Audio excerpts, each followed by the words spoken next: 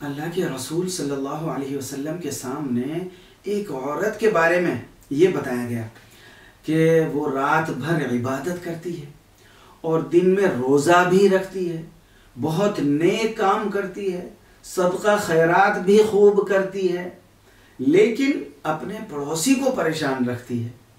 اللہ کے رسول صلی اللہ علیہ وسلم نے فرمایا لا خیر فیہا ہی من اہل النار، اگر وہ پڑوسی کو پریشان کرتی ہے پھر اس کی تمام نیکیاں بیکار ہیں، وہ جہنم میں جائے گی۔ صحابہ کرام نے دوسری عورت کا ذکر کیا، ایک اور کا، کہ وہ دوسری عورت صرف فرض نماز پڑھتی ہے اور صرف پنیر کے چند ٹکڑے صدقہ کر دیتی ہے، یعنی کبھی صرف معمولی سی چیز صدقہ کر دیتی ہے، کوئی بڑی چیز نہیں، لیکن کسی کو پریشان نہیں کرتی ہے۔